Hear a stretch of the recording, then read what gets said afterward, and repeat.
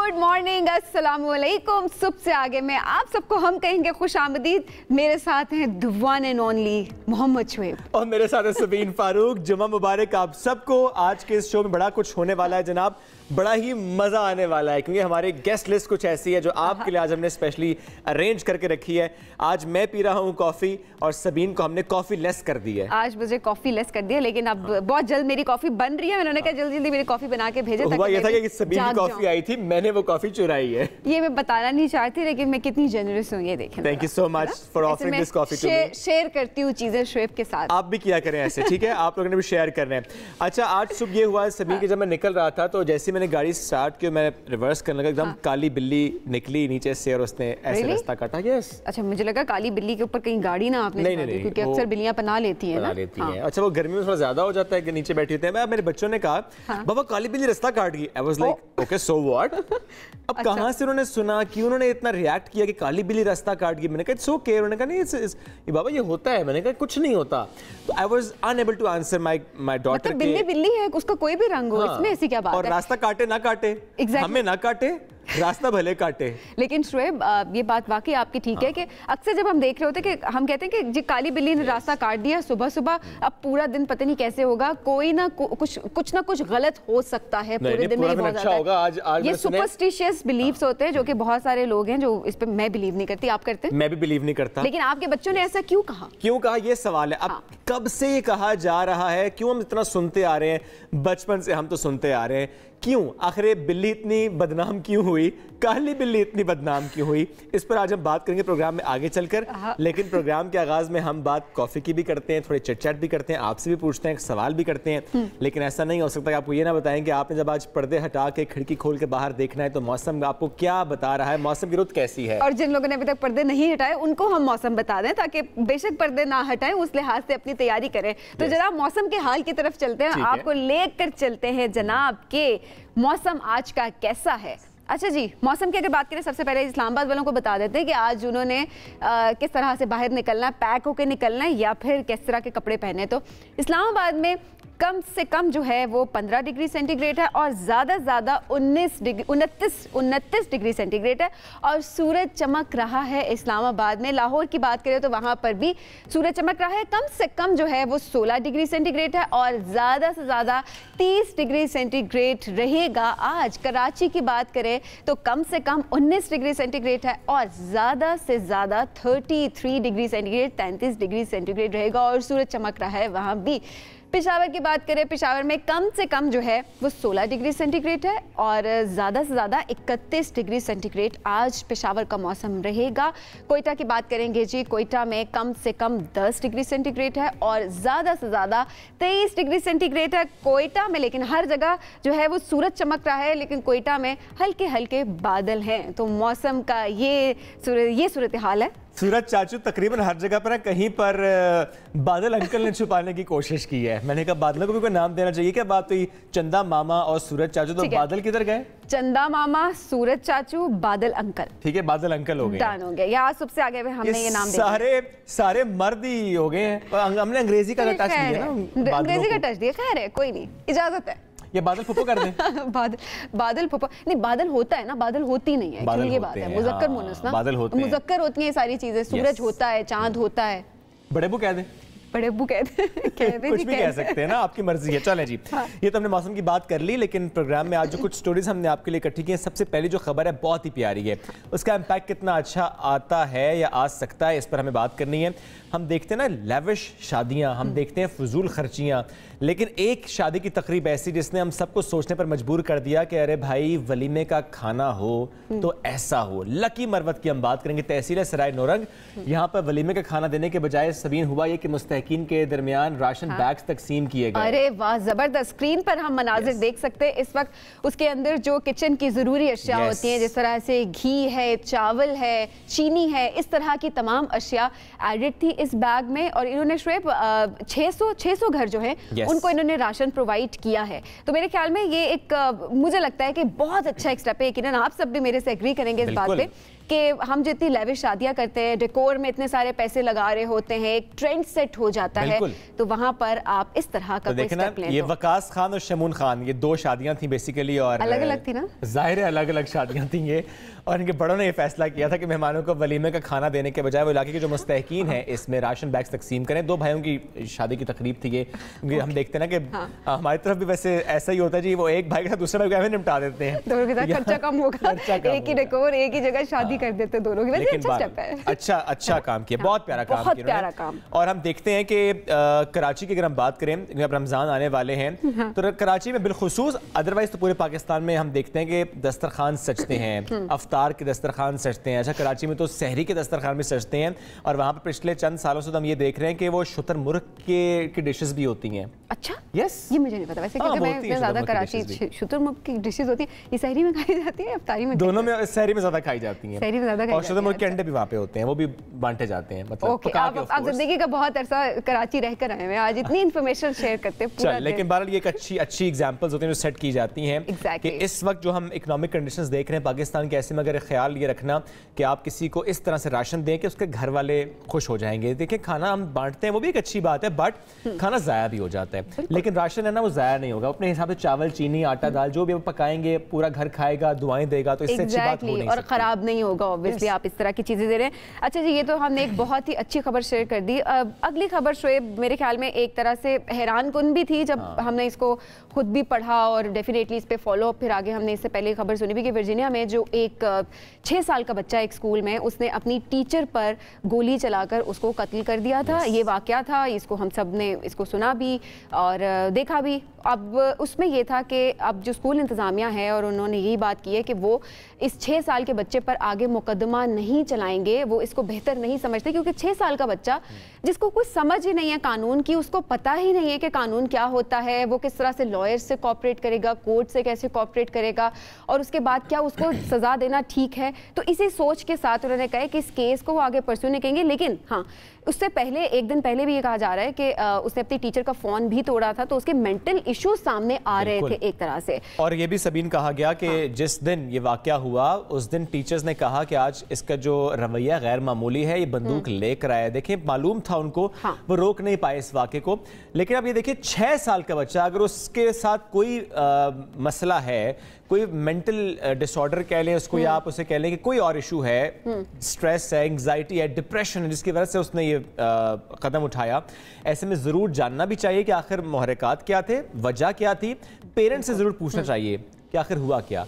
ज़ाहिर है आपके घर से लेकर आया ना वो बंदूक, क्यों रखी हुई थी, बच्चा क्यों ले गया, वालिदैन इतने ज़्यादा गफलत के मुर्तकिब कैसे हो सकते हैं, आपके 6 साल के बच्चे के साथ क्या हो रहा है, उसकी क्या हालत है, अगर आपको नहीं मालूम तो it's a big question mark on parenting. यही मेंटल हेल्थ इश्यूज, ये ज़रूरी नहीं है कि कोई आप किसी प्रोफेशनल लाइफ में है या आप बड़े बच्चे हैं तो आप तब मेंटल हेल्थ इश्यूज का शिकार हो सकते हैं। 6 साल का बच्चा आप सोच भी नहीं सकते, लेकिन डेफिनेटली उन पर भी ज़हनी इस तरह के हो सकते हैं, ज़हनी दबाव का शिकार वो हो सकते हैं। वैसे तो सोशल मीडिया सारिफीन पे भी कुछ ऐसा दबाव होता है सबीन, खामखा दूसरों की जिंदगियों में ना पंगे लेने की आदत है। वो इकट्ठे नहीं आए, वो साथ नहीं है, वो बैठे नहीं है, वो क्यों नहीं थे, आज पिक्चर साथ नहीं है, आज लाइक नहीं किया तो शायद इनकी तलाक हो गई है, साइड सेपरेशन हो गई है, सवाल उठा दिए। मैं सानिया मिर्जा और शोएब मलिक की बात तो नहीं कर रहे। यस, यानी एक तकरीब ऐसी है, मारूफ टेनिस स्टार सानिया मिर्जा की हम बात करें, रिटायरमेंट पार्टी में उनके शौहर नहीं थे साथ, शोएब मलिक गैर हाजिरी थी, तो मद्दा परेशान तो हुए सो हुए, सवाल भी उठा दिए,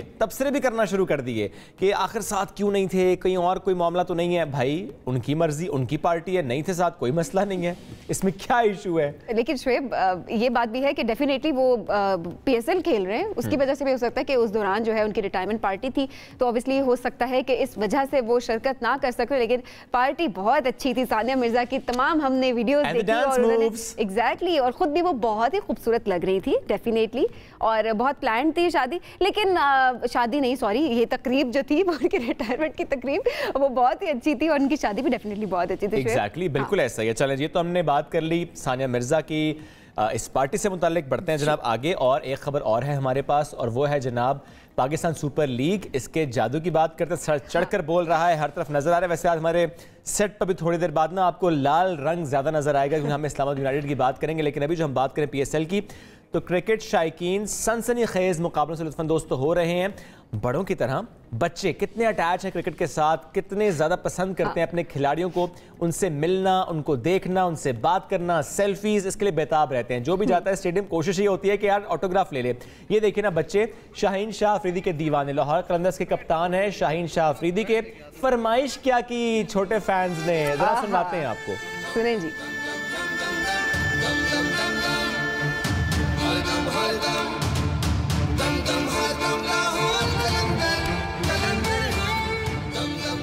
चलें जी, ये तो हम आपको दिखा रहे हैं कि क्या क्या मंजर था वहां पर, बच्चे किस तरह से उनके दीवाने। लेकिन ख्वाहिश ये की थी आजम खान का बल्ला तोड़ दें। अब बच्चों की मासूम सी ख्वाहिशात हैं जी, मासूम कह दूं इसको मैं, भाई हमारा प्लेयर है आजम खान, कैसे बल्ला तोड़ने देंगे हम किसी को?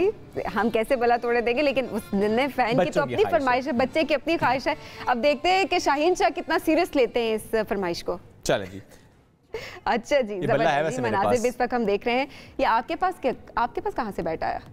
बस मैंने दिखाया कि बल्ला हम टूटने नहीं देंगे। बल्ला आप टूटने नहीं देंगे, ठीक है, यहाँ रख देते हैं, यहाँ रख देते हैं सामने। आजम खान से साइन भी कराने हैं इस पे, आज हमने भी है इसके ऊपर 2-3 आजम खान से भी साइन कराएंगे, ये हम ब्रेक में पता करते हैं। अच्छा जी, अगली स्टोरी की अगर हम बात करें तो हम इससे पहले भी हमने जिक्र किया था कि कराची में स्ट्रीट क्राइम्स कितने ज़्यादा बढ़ चुके हैं। हम स्ट्रीट क्राइम्स की सिर्फ बात नहीं कर रहे, वहाँ पर क्राइम्स कितने बढ़ चुके हैं कि कहीं पर हॉस्पिटल्स में वारदातें देख रहे, कहीं आप मेडिकल स्टोर्स में देख रहे, कहीं आप बैंक्स में देख रहे। लेकिन अभी हमने एक वाकया जिस तरह से देखा था, अभी सोशल मीडिया पे वीडियो काफ़ी ज़्यादा वायरल है कि डाकुओं ने जब लूटमार की तो उसके बाद जिसके साथ उन्होंने की थी, तो एक शहरी ने उसके ऊपर जो है वो गोली चलाई थी, एक फायर खोल दिया था जहां पर वो डाकू जख्मी हो गया था। लेकिन उसके बाद भी एक बहुत ही हैरानकुन बात यह कि उस जख्मों के साथ भी वो फरार होने में कामयाब हो गया।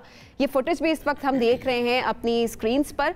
तो यहाँ पर ये देखें जी, ये देखें जनाब, ये फरार होने में वो कामयाब हो गए। वहां पर ये देखिए ना कि वो डाकू किस तरह से आते हैं, किस तरह से लूटते हैं, और ऐसे में शहरी, उसने पिस्तौल तानी, फायर किया, जख्मी हुआ डाकू, लेकिन फिर भी अपने साथी के साथ फरार। ये देखिए आया है वो, उसने मोबाइल फोन लिया है, और एक और शहरी वहां पर जो बैठा है उसके पास भी गया, उससे भी मोबाइल फोन लिया, तीसरे के पास जाता है, वहां से भी मोबाइल फोन, ये मोबाइल फोन भी छीन लेते हैं। अच्छा, वो एक शहरी आया बाइक पर, उसके पास जा रहे हैं, उसने भी मोबाइल फोन इसके हवाले कर दिया। इस तरह 4 शहरी यहाँ पर पहले लुटे और उसके बाद ये बाइक पर बैठे हैं दोनों डाकू। लेकिन एक और शहरी वहां पर आया, उसने अपनी पिस्टल निकाली, वो एक गन पकड़ाई, उसने जैसी गन पकड़ाई उसने फायर किया बैक साइड से, वो जख्मी हुआ डाकू, लेकिन बहरहाल वो फरार हो गया। तो ये हाजिर दिमागी अपनी जगह, लेकिन बहरहाल ये बड़ा डेंजरस भी हो जाता है, क्योंकि जाहिर है जो डाकू होते हैं ना वो फिर रिएक्ट भी इस तरह से करते हैं, वो भी फायर खोल सकते हैं। जितने लोग हैं हम यही कह सकते हैं कि जब तक क्राइम्स नहीं थमते, जब तक अमन व अमान नहीं कायम होता, आप सब अपना बहुत ख्याल रखें, हिफाजत करें, ये बहुत जरूरी है। यही मैसेज इससे हम दे सकते हैं। वैसे कराची में पता है हिफाजत कैसे करते हैं? अच्छे फोन साथ लेकर बाहर निकलते ही नहीं, यूज ही नहीं करते, आप यूज तो करते हैं, निकलते नहीं अच्छे फोन के साथ।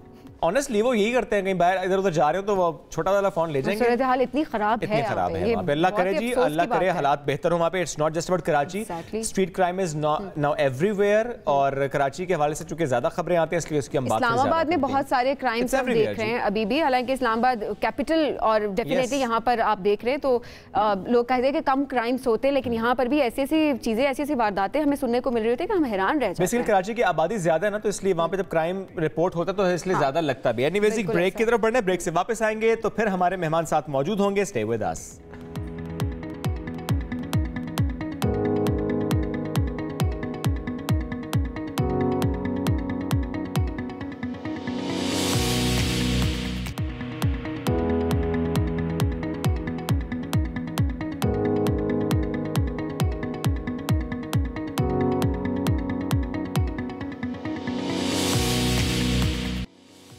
वाह भाई वाह, क्या बात है, जबरदस्त। ऐसे छक्के, ऐसे चौके के मैं तो देखती रह गई। आप क्रिकेट खेलते, ऐसे छक्के मार सकते हैं? नहीं, मैं तो बिल्कुल नहीं ऐसे छक्के मार सकता, देख के तालियां जरूर बजा सकता हूं। हम तालियां बजाएंगे, अब बजानी बनती है जनाब। वो आए और वो छा गए, समझ तो आप गए, क्योंकि ज़ाहिर हमने जिस तरह खूबसूरत विजुअल आपको दिखाया है।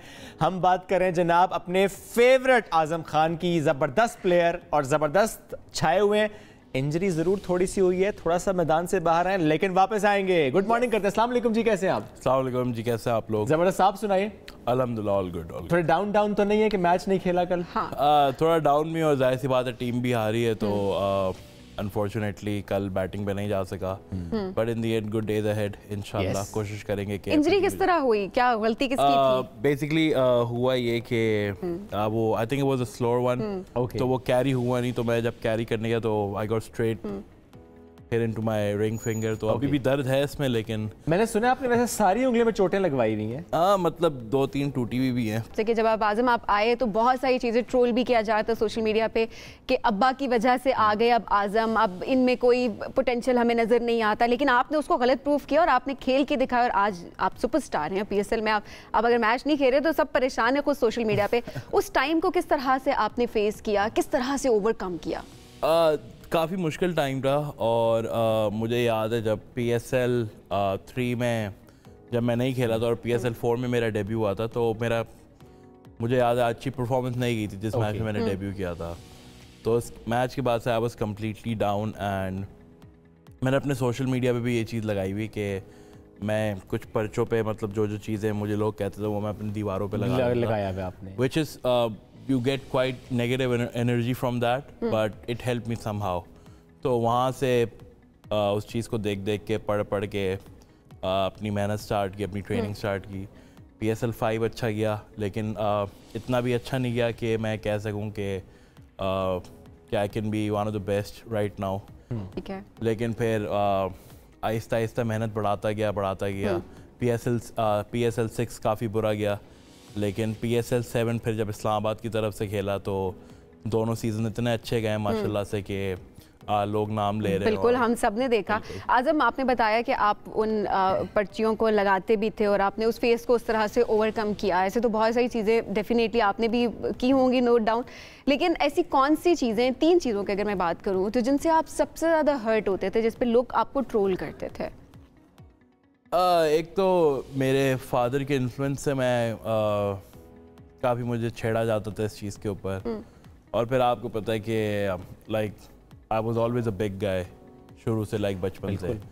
तो उस पर किसी को जज करना है, किसी की बॉडी टाइप पे उसको जज करना, I think that was not on for me.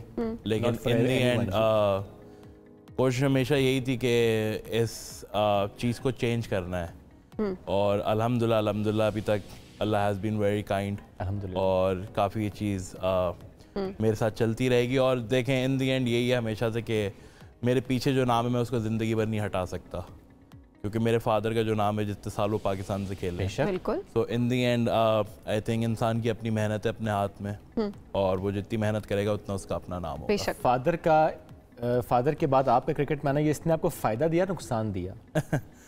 देखिए, फ़ायदे भी होते हैं नुकसान भी होते हैं, but in a country like Pakistan I think ज़्यादातर आपको काफ़ी चीज़ें फेस करनी पड़ेंगी, लेकिन इन दी एंड आप सबके माइंडसेट चेंज नहीं कर सकते।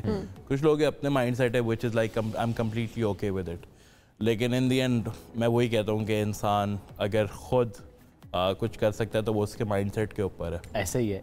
एक कॉलर है जी, लगता है बड़ा प्यार करते हैं आपसे, अरशद है हमारे साथ मुल्तान से। गुड मॉर्निंग अरशद, क्या कहना चाहेंगे आज़म से?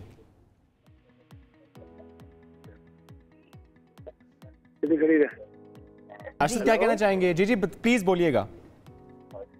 भाई मैंने आजम खान से बात करनी है। जी प्लीज कीजिए बात। टेलीविजन की आवाज आहिस्ता कीजिए सर सबसे पहले, वरना बात नहीं हो पाएगी, और फिर आजम खान से सवाल कीजिए। कॉल ड्रॉप हो गई है, जो भी मैं कॉल करे जी प्लीज टेलीविजन की आवाज आपने आहिस्ता करनी है, वरना फिर बात हो नहीं पाएगी। तो आजम आप बता रहे थे, एक तो ज़ाहिर हमने पूछा मोइन खान साहब का होना आपको फायदा नुकसान, उस पर आपने वैसे क्लियर जवाब नहीं दिया, आपने सिर्फ माइंडसेट की बात की है। आपको क्या लगता है एक जुमले में मोइन खान की वजह से फायदा हुआ नुकसान हुआ? दोनों चीज़ें हुई, से फ़ायदा भी हुआ है नुकसान भी हुआ है। नुकसान मैं सच नहीं कहूँगा, लेकिन इन दी एंड यही कहूँगा कि फादर से ज़्यादा मुझे मिस्टर नदीम उमर ने काफ़ी सपोर्ट किया है इन दिस फील्ड, बिकॉज मेरे फादर ने मुझे हमेशा से यही कहा है कि अगर इस फील्ड में आएंगे तो आपको मुश्किलात ज़्यादा होंगी, क्योंकि पाकिस्तान में इट्स अ मिसकंसेप्शन, जाहिर सी बात है, और उसको आप चेंज नहीं कर सकते ना, I am completely fine with it. लेकिन आप परफॉर्म करना शुरू करें तो मेरे ख्याल में मैं वही बात है कि आप अपनी परफॉर्मेंस से मनाएं लोगों को, और इन द एंड में आपकी अपनी जो मेंटल पावर है उससे आप जीत सकते हैं। ज़बरदस्त। बिल्कुल। वैसे तो T20 हम भी खेलने की कोशिश करते हैं कुछ सवाल होते हैं। इंजर्ड है वो भी, लेकिन चलें ठीक है। हाँ, बातों बल्ले से नहीं, आपको छक्के मारने पड़ेंगे। वैसे अगर क्रिकेटर ना होते तो क्या होते? मैं बिजनेसमैन या म्यूजिशियन होता। सुनेंगे हम गाना भी आगे? सुनेंगे? नहीं, अभी मुश्किल है गाना। अभी मुश्किल है गाना। गला खराब। देखिए उंगली जख्मी है, गला नहीं खराब। एक दो लाइनें गला अपने इसलिए फैंस के खराब है लिए। क्योंकि आपको पता है ग्राउंड में एक तो यहाँ ठंड बहुत है, प्लस आई एम कराची आइट, तो यानी यहाँ की ठंड लगी है। यहाँ की ठंड लगती है, आपको पता है, और एल्टीट्यूड भी इतना है कि अगर आप चिल्लाएं भी तो आपका गला बैठ जाता है यहाँ पे। चले कोशिश करते हैं, थोड़ी गुफ्तगू और बढ़ाते हैं आगे चल के, शायद गला कुछ बेहतर हो जाए। साथ देना शुक्र, देखते हैं आगे चलकर। टीम में सबसे ज्यादा कौन तंग करता है आपको, कौन छेड़ता है? एक नाम ले लें। I think Hasan Ali is the one. Hasan Ali, Faheem Ashraf, काफी क्या कहते हैं? हसन क्या कहते हैं? मतलब यही दिन भर की जो बातें होती हैं उस पर हम पूरा तबसरा करते हैं, फिर छेड़ते भी एक दूसरे को किसने क्या गलती की। तो काफ़ी एक हेल्दी माहौल है टीम का, तो काफ़ी अच्छा लगता है। ठीक है, क्या वजन का बड़े छक्के मारने से कोई ताल्लुक होता है? आई थिंक नहीं होता। लोग पूछना चाहते हैं कि आपका वजन कितना है? यार मेरा वजन इतना है कि आप लोग उठा नहीं पाएंगे। लेकिन आपकी परफॉर्मेंस भी इतना अच्छा है, कोई नहीं उठा सकता। जी, अब्बू क्या कहते हैं? वजन कम करने का कभी कहा उन्होंने? हमेशा यही कहते हैं, लेकिन मैं कम ही सुनता हूँ उनको। अच्छा, क्यों नहीं सुनते आजम? ये एक वजह मेरे ख्याल में सब जानना चाहिए। खैर वजह तो नहीं है, लेकिन मतलब हमेशा से मिसकंसेप्शन रहते हैं दिमाग में। लेकिन कोशिश तो बहुत की है और इंशाल्लाह कोशिश करते रहेंगे कि जो भी फिटनेस स्टैंडर्ड्स हैं उनको मैच करें। आप भी क्या, मैंने एक पोस्ट देखी कि अगर एक प्लेयर फिट हो और वो 400 रन बनाए, उसके बनिस्बत एक प्लेयर फिट ना हो और 800 रन बनाए तो वो बेहतर है। हाँ देखिए, बेहतर तो है ना, जाहिर सी बात है। अगर मैं 800 बना रहा हूँ, आप 400 बना रहे हैं, सही है, मैं तो उसी को कंसिडर करूंगा ना जो 800 बना रहा है। बट हाँ, there is also room for improvement in every case. वो 800 वाला 1000 भी कर सकता है अगर वो थोड़ा फिट हो जाए, ठीक है। लेकिन इन दी एंड चलें जी, हम T20 पे रहते हैं, इतनी बातें होती हैं, हम कहते हैं जितना छोटा सवाल उतना छोटा जवाब। ठीक है, आप सवाल? हाँ, फीमेल फैंस की कॉल्स आती हैं, मैसेजेस आते हैं? आते हैं। ओके, टीम में सबसे छिछोरा कौन है? ओहो। नाम ले, छिछोरा जिसे क्या भी देते हो, बड़े छिछोरे हो तुम। यार काफी लड़के हैं, अब सबके नाम आधी टीम छिछोरी है। बिल्कुल, एक का नाम, कोई एक नाम। नंबर 1 छिछोरा इस्लामाबाद यूनाइटेड का कौन है? I think Zafar Gohar. अच्छा, अगर टीम के खिलाड़ियों को टाइटल देने हो तो फिर हम नाम कुछ लेते हैं, हमें एक एक नाम पे टाइटल देना है। पहला जी Hasan Ali, generator.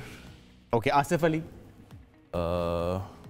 The finisher. Okay, Shadab Khan, keeper. Fakhar Zaman, फौजी। शाहीन अफरीदी। अब हम जरा और प्लेयर्स की बात भी करें। Shaheen Afridi, boom boom, new boom boom. Mohammad Rizwan, Mohammad Rizwan, मेरी उनसे इतनी इंटरेक्शन है सच। Babar Azam, king. Shahnawaz Dhani, funny. Imad Wasim, I think great performer for Pakistan. Okay, Imamul हक,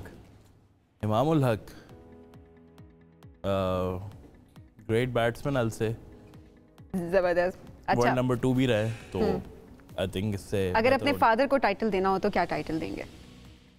फादर को टाइटल देना होगा, वाह से ये बड़ा मुश्किल सवाल है। मुश्किल हो रही है अब, डर लगता है अब्बू से। लेकिन मैं उनको ज्यादातर मिस्टर खान कह देता हूँ कभी कभार। जी, जबरदस्त। अच्छा जी, अच्छा आजम, कभी मॉडलिंग की ऑफर हो तो एक्सेप्ट करेंगे? म्यूजिशियन भी हैं आप, गिटार बजाते हैं, शौकिया क्रिकेटर भी हैं। देखें, कर सकते हैं, व्हाई नॉट। लेकिन आपको पता है कि cricket is such a big thing in Pakistan के आपको एंडोर्समेंट्स वगैरह मिलती रहती हैं। मॉडलिंग की जरूरत ही नहीं रहती। हाँ, मॉडलिंग की जरूरत ही नहीं रहती, लेकिन पास में काफ़ी क्रिकेटर्स हैं जो रैंप वॉक वगैरह भी करते हैं ज़्यादातर। लेकिन वैसा मूड नहीं है मेरा, लेकिन इंशाल्लाह कभी एड्स वगैरह ऑफर हुए तो डेफिनेटली। शाहिद आफरीदी को जब आपने छक्के मारे थे 4, तो उसके बाद शाहिद आफरीदी का क्या रिस्पॉन्स था? कुछ कहा था? उन्होंने ये बोला था कि तुम्हें मुझे ही छक्के मार रहे थे, तो मैंने कहा मुझे और कोई मिला ही नहीं मारने के लिए, तो आपको मार दिया। लेकिन he is a big performer for Pakistan, so always respected him. Shaheen Shah Afridi के फैंस उन्हें कह रहे हैं कि आजम खान का बल्ला तोड़ें, क्या जवाब देंगे? मेरा बल्ला बहुत भारी है इतनी आसानी से नहीं टूटेगा इंशाल्लाह। अरे वाह, क्या जवाब है, कॉन्फिडेंस हो तो ऐसा हो। आजम कभी दिल टूटा? हाँ, टूटता रहता है वैसे तो, लेकिन हाँ बिल्कुल टूटे। भाई सीरियस वाला है, ऐसे तो टूटता रहता है, कोई बात नहीं, लेकिन जब हम 2007 का वर्ल्ड कप हारे थे तब टूटा था। ये किसी और दिल टूटने की बात कर रही हैं आप, किसी और ये वाला नहीं, दूसरा वाला। वहाँ इतना फोकस रखता ही नहीं हूँ। रखते ही नहीं, अच्छा। बिल्कुल कोई चक्कर ही नहीं है ऐसा। कोई चक्कर ही ये ना कि कुछ और प्लेयर्स की तरह मैं अचानक से पता चला कि जी इंजर्ड हुए थे, शादी रख ली। नहीं, अच्छा है कि मैं इंजर्ड हुआ हूँ, लेकिन शादी का तो कोई दूर दूर तक कोई प्लान चक्कर नहीं नहीं। है। ड्रीम गर्ल कौन है आपकी? Dream girl who is supportive with my career, that's all. That's it. ऐसा कोई प्रपोजल आएगा तो कंसिडर करेंगे उसको?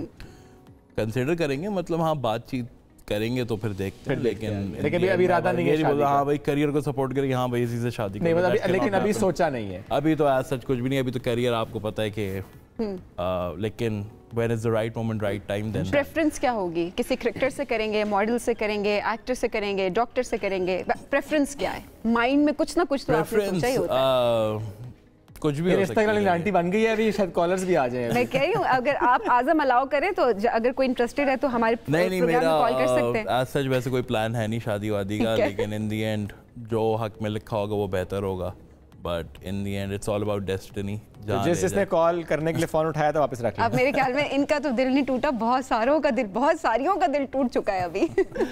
एक तस्वीर बड़ी वायरल हुई है आपकी जी, इस्लामाबाद मॉन्यूमेंट के सामने वाली, किसका मशवरा था वो? वो क्या था? हुआ ये था कि हम लोग, आपको पता है सुबह सुबह थके आ रहे, क्योंकि मैच भी खेला हुआ था एक दिन पहले, तो हम लोग गए तो मैंने शादाब को लेटे हुए देखा वहाँ पे। अच्छा। और पीछे मॉन्यूमेंट आ रहा, तो मैंने कहा कि इससे आइकॉनिक पोज हो नहीं सकता क्योंकि तो सारी मस्ती शादाब भाई की थी। तो शादाब ने जब तस्वीर खिंचाई तो मैंने अपना अच्छा सा एंगल सेट किया, मैंने कहा बस यहीं से तस्वीर लेनी है आप लोगों ने, तो वो काफी वायरल हुई है सोशल मीडिया पे। कंपैरिजन भी हुआ, कंपैरिजन हुआ है जी, बिल्कुल हुआ है, और लकीली मैं जीत गया। आप जीत गए, बिल्कुल ऐसे है, ज्यादा पसंद आप किस पोज को कहीं तो मैं शादाब से जीता लेकिन हाँ काफी वो वायरल हुई। और मॉडलिंग का उसके बाद ही सवाल आपसे किया गया कि ऑफर आए तो खैर है, कोई नहीं है, कोई चलता रहता है ना, ठीक है। अच्छा जी, माहिरा खान के साथ अगर टूर की ऑफर मिले तो कहाँ जाना पसंद करेंगे या जाना ही नहीं पसंद करेंगे? कहाँ जाने की? माहिरा खान के साथ अगर आपको कहीं वेकेशन पे जाना हो, टूर पे जाना हो, तो आप कहाँ जाना पसंद करेंगे? I love to travel alone. I can't go with anyone. Reject कर दिया आपने, reject कर दिया। नहीं, but it's not about like rejecting anyone, but I love to travel alone. तो मैं हमेशा से, मतलब कभी भी मुझसे अगर ये सवाल हुआ है, so I've always said that I love to travel alone. जबरदस्त, अकेले ही बहुत मुश्किल इंसान है ये वैसे। मुश्किल है। सुष्मिता सेन से जब मिले थे जी, उन्होंने पहचान लिया था, याद तारुफ कराया था? बेसिकली हुआ ये था कि मेरे साथ सजल अली के भाई थे, अली। अच्छा। तो मैं उनके साथ वहाँ पे दुबई में हम लोग गए हुए थे, तो he is like one of the biggest fan of Sushmita Sen, तो मैं उनके साथ गया हुआ था, तो he recognise her, even I recognise her, तो वहाँ उसने अपना तारुफ कराया, फिर मेरा भी तारुफ करा दिया, तो आई वाज लाइक रैंडमली कि ये क्या हुआ है, तो उनसे बातचीत हुई, प्लस उनके एक कोई अच्छे दोस्त थे, वो मुझे पहचान गए थे वहाँ पे। हाँ, तो वो काफ़ी एक फ़नी इंटरेक्शन था वहाँ पे, तो शी वॉज वेरी हम्बल, काफ़ी मज़ा आया उनके साथ बातचीत करके वहाँ पे। That's great। अब्बू से कभी डांट पड़ी है, मार पड़ी है बचपन में? अब्बू से तो नहीं पड़ी, अम्मी से बहुत पड़ी है। कितनी मार पड़ी है? मतलब इतनी मार पड़ी है कि उनके हाथ में जो भी आए वो फेंक देती थी हमारे ऊपर। और किस बात पे मार पड़ी थी? स्कूल छोड़ना, बंक करना, ये वो सब, क्योंकि पढ़ाई में कभी भी अच्छा नहीं था। अच्छा। तो क्लास 9 में इसी वजह से स्कूल छोड़ दिया, because wanted to pursue cricket, तो बस फिर ऐसे। अच्छा आजम, अब्बू तो क्रिकेटर माशाल्लाह से पाकिस्तान का नाम उन्होंने बहुत रोशन किया है, अम्मी ने कभी कहा कि अच्छा मेरा बेटा भी क्रिकेटर बने या ना बने, उनकी क्या ख्वाहिश थी? देखिए इनिशियल स्टेज पे तो पढ़ाई पे काफ़ी जोर था, लेकिन इन दी एंड उन्होंने फिर हाथ खड़े कर लिए कि तुमसे नहीं हो पाएगा, तुम क्रिकेट ही खेलो। तो तुम क्रिकेट ही खेलो, तो क्रिकेट में आए तो अम्मी काफ़ी दुआएं करती हैं, जब भी अगर कोयटा और इस्लामाबाद का मैच भी हो तो वो शर्ट कोयटा की पहनेंगी, लेकिन दुआ मेरे लिए करेंगी। अच्छा। लेकिन एंड में दुआ ये करेंगी कि कोयटा जीत जाए, लेकिन ऐसा हुआ नहीं अभी तक, लेकिन जाहिर सी बात है माँ बाप की दुआओं से जो हूँ आज। ये अच्छा, अम्मी के साथ वीडियो में हम एक दिखा रहे हैं जी इस वक्त, और जबरदस्त देखें दुआ, क्या बात है, क्वेटा की जो उन्होंने शर्ट पहनी है, लेकिन वाकई दुआएं सपोर्ट आपको कर रही है, दुआएं क्वेटा आपको के लिए दे भी रही है है। और इस्लामाबाद के लिए भी है। बिल्कुल ऐसा ही है। मैंने तो उनको कहा कि मैं आपको आधी आधी शर्ट बनवा के दे देता हूँ, आधी इस्लामाबाद आधी वैसे कोयटा। ये अच्छा आइडिया, आप डिजाइन बिल्कुल अच्छा idea है, डिजाइन हो करवा सकता के है। दे दें। करवा सकते हैं। अभी कहूँगा हमारे जो मीडिया मैनेजर हाँ। ज़ुखरुफ भाई, उनको कहूँगा उनके कि कहते हैं ना बनवा कि के ऐसा दे कुछ दें। करें, वो कहेंगे नहीं भाई ऐसा कुछ सिर्फ करना इस्लामाबाद पड़ेगा। यूनाइटेड, वो तो सिर्फ इस्लामाबाद यूनाइटेड की बात ही करेंगे ना, उन्हें क्वेटा की बात कम ही करनी है, मुझे नहीं, ऐसा लेकिन लगता है। इंशाल्लाह कोशिश है, इंशाल्लाह अगले सीजन में ऐसी शर्ट बनवा दूँ उनके लिए। ओके ज़बरदस्त। अगर मैच नहीं है आपका आज या कल, 2-3 दिन मैच नहीं है, यूर इजी वेकेशन मोड है आपका, बहुत सख्त भूख लगी हुई है और आपने ऑर्डर करना है, क्या क्या ऑर्डर करेंगे? ये सब कुछ टेबल पर, क्या ऑर्डर करेंगे आजम खान? सर मेरा बस चले तो मैं कुछ भी ऑर्डर कर दूँ उसमें से, लाइक एनीथिंग। लाइक आप 4-5 मेरा जैसे, खैर मैं चीट डे तो नहीं कहूँगा, लेकिन मेरे चीट डेज इतने ज़्यादा चलते रहते हैं कि मैं कुछ भी खा लेता हूँ। So but in the and सबसे ज़्यादा मैं घर का खाना ज़्यादा खाना पसंद है, जो अम्मी बनाती हूँ। फूडी है मैं आपको लग नहीं रहा? मैंने कहा कंफर्म कर लो। नहीं, अच्छा, सबसे ज्यादा बिल्कुल। क्या खाना पसंद है घर के खाने में? देसी घर खाना? में जैसे कि बिरयानी बनी हो या भिंडी बनी हो, तो बिरयानी और भिंडी combination, I'll sit at home और मैं अपनी अम्मी को कहूँगा कि बना दें। ओके। तो बना अच्छा के जी, आवांगी। एक कॉलर है हमारे साथ, उनसे जरा बात करते हैं। आमिर रहमान है फैसलाबाद से, उनसे बात करते हैं। अस्सलाम वालेकुम आमिर जी, क्या कहना चाहेंगे? जी वालेकुम सलाम। मैं जरा इनसे बात करना चाहता हूँ, भाई जो क्रिकेटर है आजम खान। जरूर अच्छा था, करें बात। जी जी बात करें। हेलो आजम भाई। वालेकुम अस्सलाम, कैसे हैं आप? ठीक ठाक। आजम भाई कैसे हैं? अल्हम्दुलिल्लाह अल्हम्दुलिल्लाह। अच्छा, और क्रिकेट कैसी जा रही है आपकी? ट्रेनिंग बस सही जा रही है अल्हम्दुलिल्लाह। आप बताएं, आप कैसे हैं? शुक्र है अल्लाह का, ठीक ठाक। यार आप बहुत छक्के मारते हो, कौन सी दवाई खाते हो? आप खाकर आते हो क्या? खाना खाते हो क्या? खाते हो भाई? खाली पेट आता हूँ, खाली पेट। खाली पेट छक्के मारते हैं, ये क्या फैसलाबाद बात। से कॉल थी। तो इनके ऐसे अच्छा। सवाल बनते थे। वो खैर है, कोई ऑल गुड। चले ठीक है। हसन अली की एक ऐसी आदत जो आप चेंज कराना चाहते हैं, वो क्या है? आपको छेड़ने के अलावा एक ऐसी आदत, या वो कुछ भी कर सकते हैं बेसिकली। मतलब मैं अगर फील्ड पे खड़ा हुआ भी हूँ ऐसे, तो वो आगे मेरे ऊपर जंप अप मार देंगे, तो मैं चाहूँगा बस जंप ना मारे मेरे ऊपर, वरना अगली दफ़ा मैंने अगर उन पे जंप मार दी तो उनका काम खत्म हो जाएगा। तो ये लेकिन धमकी दी है आपने कभी किसी प्लेयर को? नहीं, वैसे तो खैर नहीं दी, वैसे लेकिन नहीं, आपको पता है, मजाक मजाक में चलता में। रहता है ये वो सब। तो कोई अच्छी बात ये है कि हमारी टीम में कोई माइंड नहीं करता इस चीज़ को, because we think everyone is equal. Team में सबसे ज्यादा दोस्ती किससे है आपकी? वैसे तो आपने बॉन्डिंग जफर गौहर हैं, फ़हीम अशरफ है, हसन अली हैं, मतलब अनगिनत नाम है, तो सारे ही तकरीबन सबके साथ ही। और जो इंटरनेशनल प्लेयर्स हैं टीम में, उनमें से किससे अच्छी दोस्ती है? Overseas players? Overseas Alex hello से काफ़ी बातचीत होती रहती है, और अभी रासी वेडडूसन जो हमारे साथ थे, उनसे भी काफ़ी अच्छी इंटरेक्शन नहीं। तो ये कुछ ऐसे प्लेयर्स हैं इंटरनेशनल, तो इनके साथ कम्युनिकेशन काफ़ी ईजी हो जाती है। उनसे अच्छा रहता जी, है। अच्छा। ज़बरदस्त, बेहतरीन है। अच्छा, अगर हम पूछें कि अब काफ़ी देर से हम गपशप लगा रहे हैं, तो गला भी कुछ बेहतर मुझे महसूस हो रहा है आपका ना? मुश्किल है। वो फरमाइशें आ रही हैं, हम क्या करें? आजम 2 लाइन्स कहानी सुनो भी गा लिया आपने, मैं सभी गा लिया। एक प्यार का नगमा भी गाया था कुछ आपने, एक सरफराज अपने के साथ। फैंस वो को तो कोई सैफी गाना भाई ने डेडिकेट मेन करें। गाया था, मैंने तो सिर्फ उस पे गिटार बजाया था। गिटार बजाया था आपने? नहीं, अगर आप मुझे बोलते मैं गिटार लाता तो मैं आपको प्रॉपर गाना सुनाता, लेकिन नहीं आप प्रॉपर बेसिक ना सुनाएं, आप improper सुना दें, आप 2 कहानी लाइन सुनो। सुना दें हमें। उंगली का लिहाज किया ना हमने, गिटार इसलिए नहीं लगाया। लेकिन मुझे बेसिकली, मैं जब किसी भी महफिल में बैठता हूँ और गिटार बजाने की कोशिश करता हूँ, तो वहाँ मैं गाने भूल जाता हूँ, वहाँ मुझे गाने याद नहीं आते इसीलिए कि गिटार गाना नहीं क्या है। मंगवाया, देखें ताकि गाना ना भूलें चलिए आप। कहानी सुना दें। नहीं, ये तो आप थोड़ा सा हो जूते जाए। खाने वाली बात कर। अच्छा, कुछ भी सुना इतना दें, अच्छा कुछ भी उसने गाना सुना गाया। नहीं, आप भी अच्छा गाते हैं, नहीं, मैं बिल्कुल अच्छा नहीं गाता सर। थोड़ा सा हो जाए ना। मुझे आइडिया नहीं मैं कौन सा गाना। कोई और गाना गा लें, आदत सुना दें। यार ये तो बहुत मुश्किल है, मैंने वैसे लाइव शो पे कभी गाना चलिए गाया खैर नहीं है। आज try आज हो करें, जाए, देखिए आज हर try चीज करें। कभी ना कभी पहली दफा होती है। यार and people love you because of your personality actually. But भाई एक लाइन गा दूंगा। चलिए, एक आदत लाइन, वाली। एक लाइन। जरूर जरूर।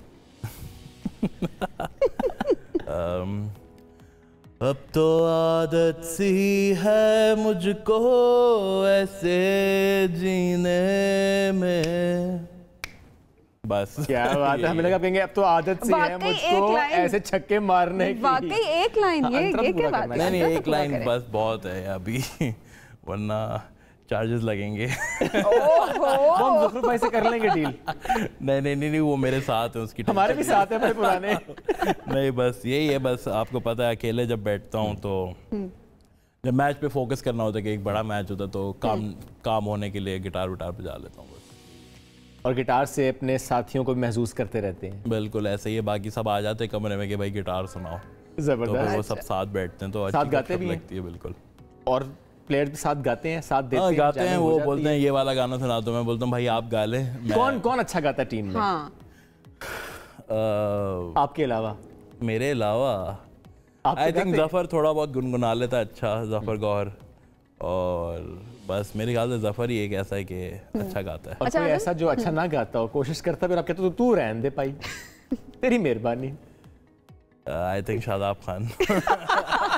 शादाब कोशिश करते हैं, शादाब कोशिश करते हैं गाना गाने की, लेकिन फिर आप सब खामोश करा देते हैं। फिर हम खुद खामोश हो जाते हैं। इतना बुरा गाते हैं। मतलब बस हाँ, आपको पता है अब ट्रेनिंग ना हो तो ओहो, शादाब में शादी के बाद क्या तब्दीली आई है? पर वो हमारे साथ उठना बैठना उसका कम हो गया है। रियली? बिल्कुल वो अच्छा, ऐसे हमारे- खुद भी कहते हैं कि रोटी गैंग भी जरा खत्म ही हो गया है। बिल्कुल हाँ तकरीबन, लेकिन अभी मैं आया हूँ तो थोड़ी शायद रिवाइव कर दूँ मैं रोटी गैंग, अच्छा, ठीक लेकिन है। देखते हैं इंशाल्लाह। अरे आप रिवाइव कर सकते हैं रोटी गैंग, हाँ, वो तो है। और आपको शादाब को वापस लाना पड़ेगा उस गैंग में। ये तो है, लेकिन अभी इंशाल्लाह अभी इनिशियल स्टेजेस हैं शादी कोशिश के, कर आगे रहे जाके जाके खुद आ जाएगा। ये भी वैसे अच्छा पॉइंट आउट हो रहा है खुद टीम आ पार्ट जाएगा, के। खुद आ जाएगा। अच्छा आज़म, घूमने फिरने के शौकीन हैं, कहाँ जाने का शौक है अभी ज़्यादा? मैं यूएसए बहुत जाता रहता हूँ, और आई थिंक मेरी फेवरेट सिटीज़ है न्यूयॉर्क, वहाँ मैं जाना हमेशा बहुत पसंद करता हूँ जब भी यूएसए में होता हूँ। तो बाकी अभी यूरोप जाने की सोच रहा हूँ, तो इंशाल्लाह कोशिश करेंगे कि अकेले? तो अकेले ये क्या वजह है इतने अकेले अकेले दोस्तों के साथ ही ऑफ चले माइंड में जाए। होता है, कोई टेंशन नहीं होती, हर चीज़ खुद आपको खुद करनी पड़ती है। हाँ। तो मेरी मतलब ट्रैवलिंग हमेशा यही होता है कि मैं मुझे बहुत मज़ा आता है, स्पेशली जब भी अकेला ट्रैवल कर रहा हूँ तो कोई ऐसा क्या? एक्सपीरियंस हुआ है किसी के साथ ट्रैवल करने का जो बुरा एक्सपीरियंस था, उन्होंने कहा मैं अकेले ही जाऊंगा? खैर जब मैं फैमिलीज के साथ जाता था तो ये नहीं करो वो नहीं करो, एंड आई एम लाइक यार अच्छा ठीक है मैं अकेला, क्या फर्स्ट टाइम नहीं बोलता करो? था मैं अच्छा जब भाई, अकेला क्या जाया करूँगा रोकते आप लोगों क्या को पूछूंगा भी नहीं। पूछूंगा भी नहीं। तो बस अब जब से अकेला ट्रैवल करने लगा हूँ तो किसी को नहीं पूछता। किस चीज़ से रोकते थे? तो रोक तो 3-4 दिन बाद खुद फोन करता हूँ, हाँ भाई क्या हाल है, ठीक है सब सेट है घर पे। Okay. फिर 1 महीने बाद आई एम लाइक मैं चलें। अपने पीस ऑफ माइंड में होता हूँ। ग्रेट। लास्टली फैंस को कुछ कहना चाहेंगे? फैंस को बस यही कहूँगा कि इंशाल्लाह इस्लामाबाद यूनाइटेड को सपोर्ट करें और दुआ करें कि हम इस दफ़ा ये कप तीसरी दफ़ा उठाएं। और फाइनल में देख रहे हैं इंशाल्लाह हम इस्लामाबाद यूनाइटेड को, पूरी इंशाल्लाह, कोशिश है हमारी जनाब। बिल्कुल, जबरदस्त। बिल्कुल। Thank you so much for joining us today जी। Thank you, थोड़ा सा हमने तंग किया आपको, उसके लिए माजरत, लेकिन हम तंग करते रहेंगे इंशाल्लाह आगे भी। चलिए जी, एक ब्रेक की तरफ बढ़ना है और ये शर्ट्स और कैप्स यहाँ पे हम साइन करवा लेंगे आजम भाई से। बिल्कुल जी, ब्रेक पे जाएंगे, वापस आएंगे तो आपकी मुलाकात करवाएंगे द सुपरस्टार हमजा अली अब्बासी से।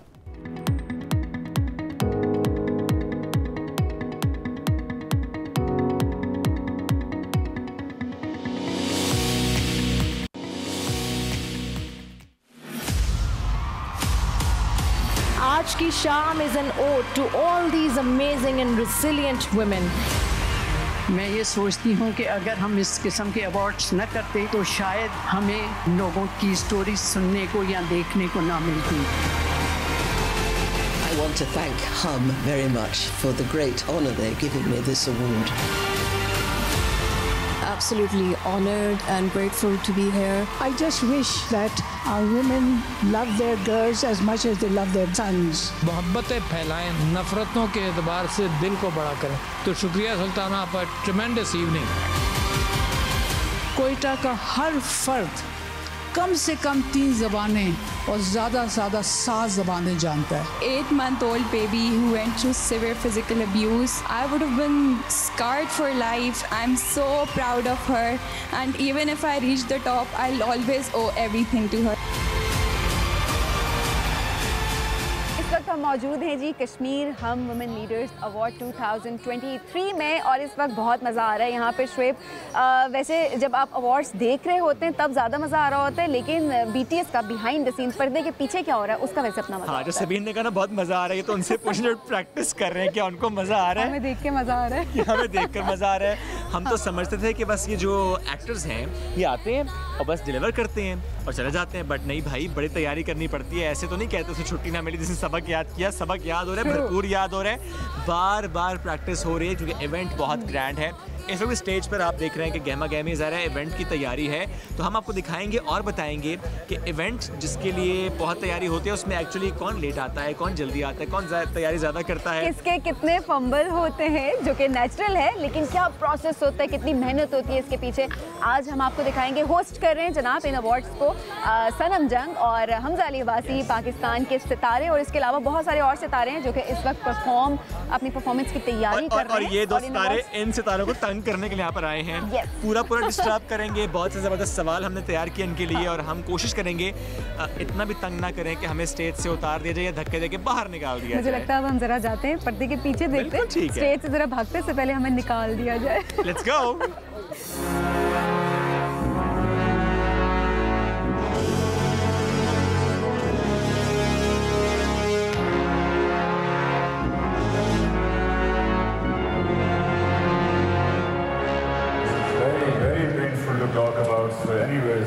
इसलिए हम आगे बढ़ते हैं। Let's not prolong this. Kashmir Hum women leaders award host Hamza Ali Abbasi साथ मौजूद हैं। चेहरे से थके थके लग रहे हैं, वजह क्या है इन्हीं से पूछेंगे। अस्सलाम वालेकुम। वालेकुम सलाम। वालेकुम सलाम। सही कहा है, थके थके से हैं? बिल्कुल जी, वी बीन रिहर्सिंग काफ़ी देर से, तो थकन जो है वो ऑब्वियस है मुंह के ऊपर। कितने आवर्स हो गए हमजा, आप सोए नहीं अभी तक? नहीं, सोया तो ठीक था, लेकिन यहाँ पे काफ़ी टाइम हो गया और यहाँ पे काफ़ी हम की टीम जो है। नहीं, एक्चुअली मेरी उर्दू बहुत अच्छी है। अच्छा। स्कूल के अंदर भी उर्दू में मेरे हाईएस्ट नंबर। सनम की उर्दू अच्छी नहीं है? क्यों, हम में से एक की उर्दू खराब होना क्यों जरूरी है? वैसे ही पूछ रहे हैं। दोनों की उर्दू बहुत अच्छी। सनम की तो शायद मेरे से भी ज़्यादा अच्छी है। वक्त पे कौन आ रहा है वैसे रिहर्सल पे? सनम। ओके, आप लेट क्यों आ रहे हैं? मेरी जेन्युइन वजह थी। खैर जेन्युइन वजह कभी भी नहीं होती लेट होने की, लेकिन ट्रैफिक काफ़ी ज़्यादा थी। इस्लामाबाद की बढ़ गई ट्रैफिक। वज़न घटाया है आपने? जी, बहुत ज़्यादा घटाया है ऐसे लग रहा है। कैरेक्टर में ढलने के लिए? नहीं, अपने लिए, क्योंकि अभी बीच में I gained a lot of weight. असल में थोड़ा पढ़ाई लिखाई का काम बहुत ज़्यादा हो गया। I am reading up on religion, I am writing a small book. Javed Gandhi साहब से बड़ी पढ़ाई हो रही है आजकल। वो बैठ के करने वाला काम है, तो पता ही नहीं लगा खाना पीना, बैठ के पढ़ना लिखना, पेट मुँह हर चीज़ ही बस जो है ना वो मोटी हो गई। कैसे वज़न घटाया हमजा ने? बहुत मेहनत की जी, जिम, डाइट कंट्रोल की, कार्ब्स कम किए, प्रोटीन ज़्यादा की, काफ़ी ज़्यादा। भाभी ने कितना ख्याल रखा है? भाभी ने, मेरी बहन ने खास तौर पे। अच्छा। भाभी ने भी, मेरी बहन बिल्कुल वो क्योंकि वो न्यूट्रिशन की चीज़ है, उन्होंने बड़ा इसके अंदर वो ख्याल रखा है। फिर वालदा तो हैं ही। सो या actually my family, you know the women, वो thumbs up. I was about to ask this. Exactly, हम हमेशा भी देखते हैं कि आप अप्रिशिएट कर रहे होते हैं डॉक्टर फजीला को भी और अपनी वाइफ को भी डेफिनेटली। बिल्कुल जी, इसलिए जब मुझे खास तौर पे इस अवार्ड को होस्ट करने का कहा गया, this is about women leaders, it was a no brainer for me. I said कि anything which has to do with women empowerment, जहाँ पे खवातीन रहनुमाओं को, leaders in every field of life को सेलिब्रेट किया जा रहा है, तो मेरे लिए तो ये खुद एक बड़ी ऑनर और प्रिविलेज की बात है। बिल्कुल ऐसा ही है हमजा। क्यों ना हम आपके साथ T20 खेलें इस वक्त और रैपिड फायर। ठीक है जी। एक्टर ना होते तो क्या होते? पायलट। मॉर्निंग पर्सन या night person? I used to be a night person. Now I am a morning person. अच्छा। चेकोस्लोवाकिया के स्पेलिंग सुना देंगे? CZECHSLAVAKIA.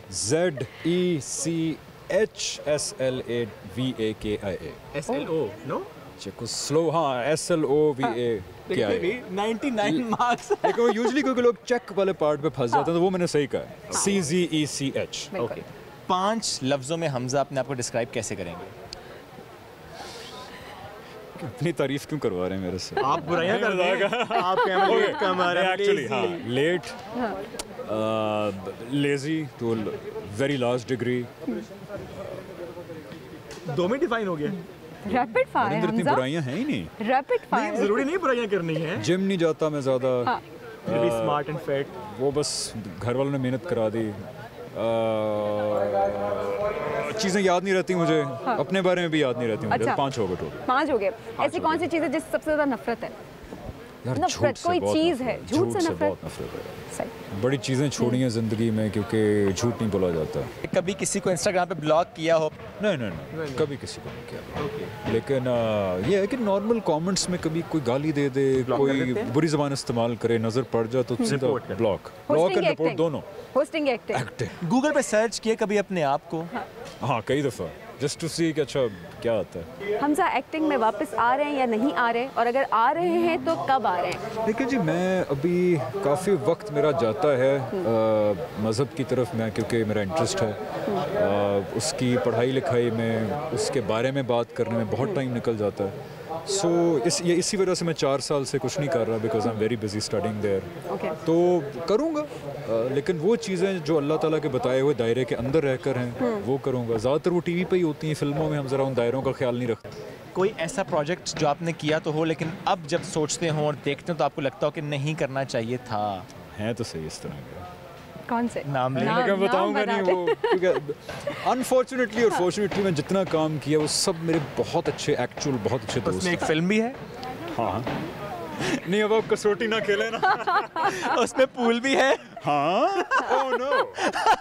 पूल से मतलब आपका स्नूकर पूल तो नहीं है? मैं कंफ्यूज कर रहा हूँ ऑडियंस को। मैंने तो एक वैसे रैंडमली कहा। नहीं, वो देखें, there are lot of things जो इंसान रिग्रेट करता है जिंदगी में। मौला जट के बारे में 3 लफ्ज, अगर तीन वर्ड्स में मौला जट को अगर डिफाइन करना हो? यार, अल्लाह का शुक्र है कि इज्जत रह गई दुनिया के अंदर मेरे पाकिस्तान में। It could have gone wrong so easily, क्योंकि बहुत लेजेंडरी वो काम था जो हो चुका था हमसे पहले इस फिल्म के हवाले से। तो बस इज्जत रह गई, शुक्र है। मजाक नहीं बना। नहीं, बहुत इज्जत रही। छोटी सी गेम और, अल्लाह का शुक्र। एक छोटी सी गेम और है हमारे पास। एक नकली नोट है हमारे पास और हम देखेंगे कि हमजा पहचानते हैं कि उसमें क्या गलती है। नकली ये वाला नहीं है, ये तो असली वाला था। 50 का नकली नोट कौन बनाता है? बड़ा नोट है ये, चेक करें। ये नकली है इसमें, तार है इसमें। मसला क्या है? आर यू श्योर ये नकली है? आप बताइए।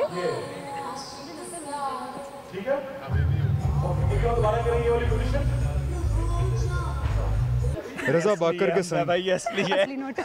ये वापस कर दे, मेरा ख्याल है असली है। अब हमजा ने वापस इम्प्रेस हो गया था यार आपसे, मतलब हद हो गई। मैं अगर ये बाकी नकली होता मैं कॉल करता FIU कि यार वो बंदे से पूछे ही नहीं। पहचान तो पक्की है, आंखों में सही स्कैनर लगा हुआ है।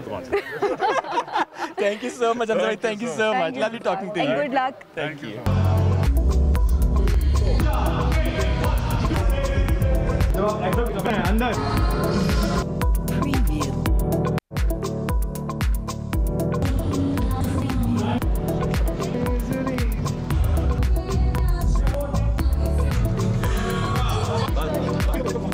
ख़वातीन छाई हुई हैं, स्टेज पर आई हुई हैं, खूब मौज मस्ती हो रही है, म्यूजिक का तड़का लग रहा है।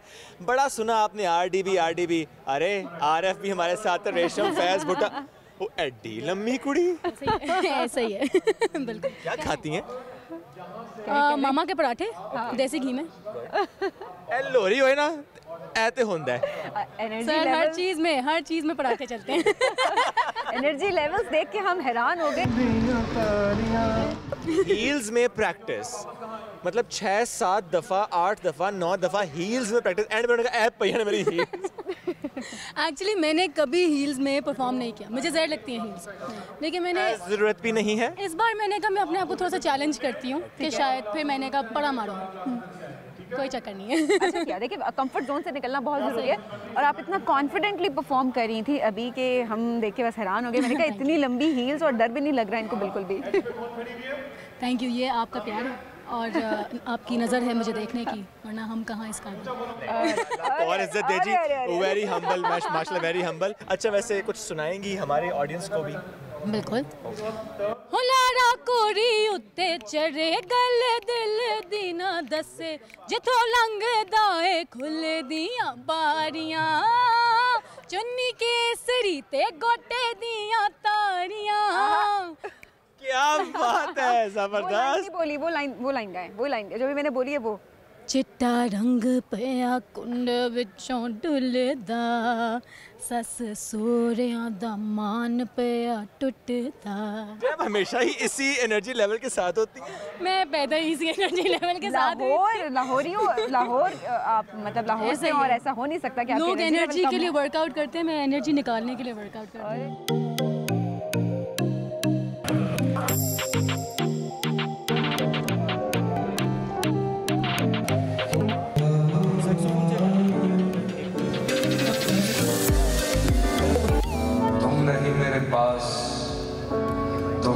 हैसियत क्या है? ये तो अटेंडेंस लगती है और पूछा जाता है कौन कौन हाजिर है। भाई हाजिर है और पहले से हाजिर है। अस्सलाम वालेकुम अली भाई, क्या हाल है? बिल्कुल ठीक, आप कैसे हैं? अल्हम्दुलिल्लाह बिल्कुल ठीक ठाक। बहुत मज़ा आया प्रैक्टिस देखकर, रिहर्सल्स देखकर। अली भाई इतनी ज़्यादा रिहर्सल्स करनी पड़ती हैं? हाँ करनी पड़ती है, कोई भी काम आसान नहीं होता अगर अच्छे से करना है तो। क्योंकि लाइव हो रहा है, मैंने कहा कि मुझे लाइव गाने का मज़ा आता है। पहली दफ़ा आई थिंक पहली दफ़ा है ये कि ग्रैंड पियानो के ऊपर लाइव रिकॉर्ड हो रहा है, तो हर चीज़ माइक होती है, फिर टेक्निकल रिहर्सल्स होती हैं, तो उसके बाद रिकॉर्डिंग होती है, बिकॉज वो एक टेक में करनी होती है ना। तो एक्चुअली जो पुराने गाने होते थे तो वो सारे पूरे एक टेक में इसी तरह बहुत रिहर्सल्स के बाद होते थे। थकावट हुई? नहीं, अभी तो मैं जवान हूँ। इनफैक्ट हमने हमने पहली दफ़ा देखा है कि इतनी ज़्यादा टेक्निकल चीज़ें देखी जा रही होती हैं साथ साथ। बाकी सब छोड़े, आउटफिट का हमें बताएं। बहुत इंस्पायर हो गए हम जनाब इस आउटफिट से। अभी तो वो इस जैकेट के नीचे असल में तो सर्दी बहुत थी तो मैंने जैकेट ऊपर पहन ली है, लेकिन रिकॉर्डिंग है हमारे पास अली भाई के स्टाइल बहुत और भी बहुत अच्छे दिखा रहे हैं। दिखाएं जी। ये जो है ये कैसे बताऊं लोगों को, असल में ये वजह एक पूरी फॉर्मल आउटफिट पहन के निकल रहा था तो मेरी बेगम ने कहा इधर आओ, तो ये मेरी बेगम का है। हाँ, ये अली भाई जैकेट उतारे ना, जैकेट उतरवाते हैं अली भाई की। He is looking super cool, super cool. Exactly. ये एक जापानीज डिजाइनर है, ये उनका है। ये जो है ये मेरी बेगम का है। ठीक है। और हाँ बिल्कुल। ये थोड़ा सा उनकी फरमाइश पे, ठीक है, कुछ थोड़ा सा क्या कहते हैं डिफरेंट करने के लिए। आपकी स्टाइलिंग आपकी बेगम ने की है। इसे कहते हैं विमेन एम्पावरमेंट। विमेन एम्पावरमेंट, क्योंकि हम इस वक्त कश्मीर हम विमेन लीडर्स अवार्ड पर भी मौजूद हैं। पीएसएल के बारे में कुछ कहना चाहेंगे? पीएसएल के बारे में ये कहना चाहूँगा कि बड़ी खुशी होती है हर साल गाने की। हाँ गाना नहीं आया, इंतजार करते रह गए हम सब। हाँ, इस बार पीएसएल का गाना नहीं आया यहाँ से, ऐसा क्यों? देखिए मैंने आपको कहा कि जब भी मेरी कौम को और लोगों को मेरी ज़रूरत पड़ेगी पीएसएल का गाना गाने के लिए, जब भी वो वहाँ जो मार्केटिंग टीम पीसीबी की है, जो लोग होते हैं इंचार्ज, वो जब कहेंगे भाई हाजिर है गाना नहीं कहते आई थिंक उन्होंने कसम खा ली है कि हमने हर किसी से गाना बनवा लेना, इससे नहीं बनवाना। वो शायद माइंड कर गए किसी चीज़ को। लेकिन एक अनऑफिशियल भी तो आता है ना जिसका हम सबको इंतजार होता है, जो कि सब पे भारी हो जाता है। फिर भाई हाजिर है हैशटैग यार वो ट्रेंड। वो लोग फिर ना कुछ लोग माइंड कर जाते हैं, अगर मैं गाना बनाऊं तो फिर वो कहते हैं देखा अब इसने गाना बना। यहाँ पर असल में लोगों की थोड़ी अना होती है ना, खास तौर पे जो ऑफिस में लोग बैठे होते हैं। हाँ। वो चूँकि खुद इतनी समझबूझ उनकी इतनी ज़्यादा होती है चीज़ों के बारे में, तो वो कहते हैं कि ये हमें बताएगा, हमें पता है सब। तो इसलिए उनको जो अच्छा लगता है I respect them and I respect the decision. अच्छा, माधुरी भी फ़ैन है आपकी, ऐसा ही महसूस हो रहा है अब तो? भाई के सब फ़ैन हैं। माशाल्लाह माशाल्लाह। ये सबसे बड़ा फ़ैन आपका कौन है जिसके बारे में जान के आपको सबसे ज़्यादा खुशी हो? हाँ सबसे मुझे एक दफ़ा अमिताभ बच्चन जी ने हॉस्पिटल में बीमार थे। अच्छा। तो उन्होंने ट्वीट की थी कि मेरा एक गाना है यार डैडी इश्क। कहते हैं कि मैं हॉस्पिटल में बीमारी में ये सुन के मुझे बड़ी तासीर मिलती है, या ऐसा उन्होंने कुछ लिखा था, तो वो मुझे बहुत अच्छा लगा, उनसे मिलके बहुत अच्छा लगा। फिर एक दफ़ा मैं कहीं फ्रांस में था, लंदन पेरिस न्यूयॉर्क जो फिल्म है उसकी शूटिंग हो रही थी, तो हम टनल में एक सीन शूट कर रहे थे, तो वहाँ पे एक फ्रेंच औरत गुजरती हुई गई और उसने मुझे गुजरते हुए रुक के देखा and she came to me. मैंने कहा पता नहीं क्या करने लगी है, कहने लगी, तो उसने कहा कि यू आर अली ज़फ़र। मैंने कहा यस। तो उसने इजहार किया कि I am a big fan. अच्छा। बिकॉज वो कोक स्टूडियो की बड़ी फ़ैन थी और उसमें गाने वाने सुनती रहती थी। तो देखिए कहाँ तक भाई को सुना जाता है। हाँ, तो मैंने कहा दुनिया भर में अगर आपको फैंस मिले जगह जगह जहाँ आप एक्सपेक्ट नहीं करते तो बड़ा अच्छा लगता है। किताबें पढ़ते पढ़ते सो भी जाते हैं आप? किताबें पढ़ते पढ़ते अक्सर लोग सो जाते हैं। एक्चुअली सोने के लिए बेस्ट मेडिसिन है कि आप किताबें पढ़ें, या फिर आई लव टू जो ऑडियो बुक्स होती हैं वो सुनते हुए। अच्छा। कुछ ना कुछ सुनते हुए, पढ़ते हुए, सीखते हुए। मुझे सीखते रहने का बहुत शौक है। I like to keep learning. और इतना यंग रहने का राज क्या है? What is that one thing that keeps you so young? माशाल्लाह यार, आपने सुबह उठ के करेले में धनिया कूट के पीना है और उसके बाद रात को सोने से पहले कद्दू खाने, खीरे में डाल के। सीरियस हो गए। या आप पूछ क्यों रहे वैसे? आपको क्या जरूरत है? आप तो वैसे यंग लगते हैं यार। कोई कितने सालों के आप? 27? 34। अच्छा, ये भी यंग लगता है। बच्चे भी हैं 2। लड़का ठीक है। अच्छा, 2 बच्चे भी हैं, माशाल्लाह। अच्छा अली भाई, मुझे ये बताएं, बहुत से रीजनल लैंग्वेज के साथ भी आपने काम किया, अभी कुछ ऐसा काम कश्मीर या किसी और रीजन से मुतालिक भी आप कर रहे हैं? जी बिल्कुल, मैं मुख्तलिफ ज़बानों में आगे प्लान है। अगला जो गाना है वो सराइकी में है और एक बहुत बड़े हमारे सराइकी के सिंगर हैं, उनके साथ है। ज़बरदस्त। कश्मीरी ज़बान में भी होगा और बंगाली में भी होगा और मुख्तलिफ ज़बानों में गाने का आगे फ्यूचर में प्लान है। ज़बरदस्त। ये कब तक आएगा सराइकी वाला? आई थिंक कोशिश करूंगा ईद पे निकालने की या around that time. Thank you so much Ali भाई, थैंक यू सो मच। ये हमारा था जनाब BTS from this set. A remarkable night to celebrate. It is great to have so many amazing personalities here under one roof today. Honoring the iconic women from around the world. Achievers, leaders and change makers. Honoring you all has been the best feeling ever. Thank you everyone for being with us here tonight.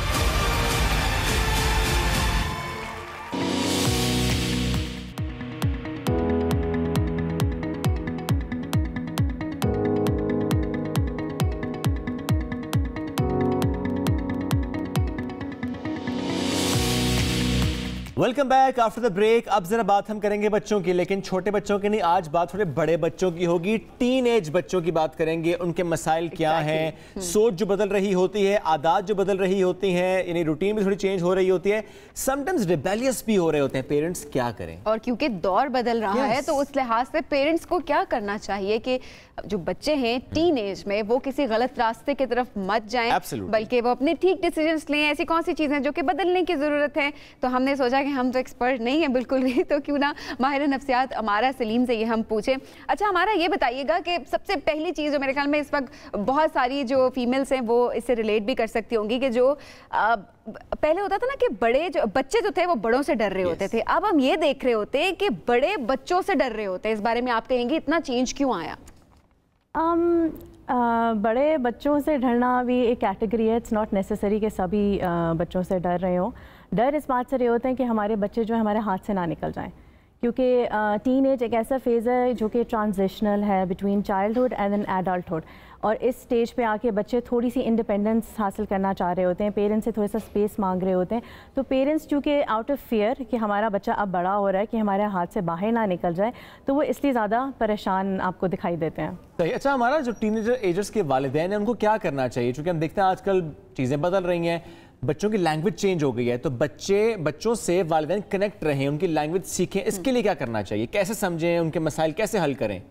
सबसे पहले आप wait ना करें कि teenage आएगा तो उसके बाद ही हम कुछ करेंगे। अगर मतलब सूरत हाल हाथ से निकल जाए या बच्चा आपका बिगड़ जाए या आपको लग रहा है कि ऑफ द ट्रैक जा रहा है, ठीक है, होता ऐसे है कि जैसे एक मूवी का स्क्रिप्ट होता है, हम सब लोगों का भी एक स्क्रिप्ट लिखा जा रहा होता है बचपन से।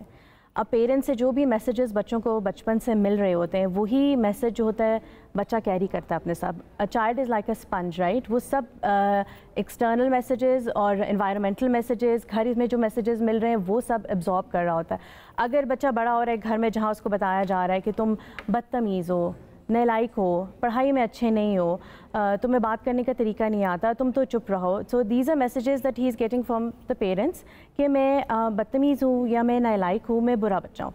ये आवाज़ अभी एक्सटर्नल आवाज़ है उसके लिए, ठीक है। और जब वो टीन एज में एंटर होता है तो ये आवाज़ उसकी अपनी बनना शुरू हो जाती है। तो वो फिर क्या करता है, इस स्क्रिप्ट को प्ले आउट करता है, वो ही कुछ करना शुरू कर देता है जो उसको बताया जा रहा होता है कि तुम ऐसे हो, जैसे उसको लेबल किया जा रहा होता है। और इसी की बेसिस पे वो बच्चा अपनी सेल्फ एस्टीम को भी बेस करता है कि मैं तो हुई बुरा बच्चा और मैं अब बुरा ही बन के दिखाऊँगा, और मैं जब तक मतलब अगर कोई मुझे एक्नॉलेज नहीं करेगा, मुझे अप्रिशिएट नहीं करेगा, तो मैं अच्छा बच्चा नहीं बन सकता।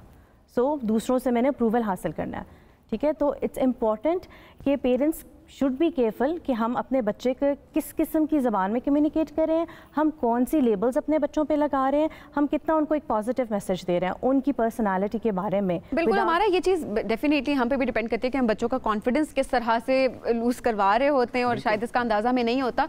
लेकिन मेरे ख्याल में एक और वजह भी जो इस वक्त हम देख रहे हैं, बहुत सारी माएँ भी इस वक्त मुझसे रिलेट कर सकती होंगी कि हम अक्सर बच्चों को कंपेयर कर रहे होते हैं दूसरे बच्चों के साथ। जी पड़ोसी का बच्चा तो ये बन गया, उसके तो इतने मार्क्स हैं, या आपस में बहन भाइयों को भी हम कंपेयर कर रहे होते हैं कि तुम्हारे भाई के तो इतने नंबर आगे, वो तो जिंदगी में ऐसे आगे बढ़ा है।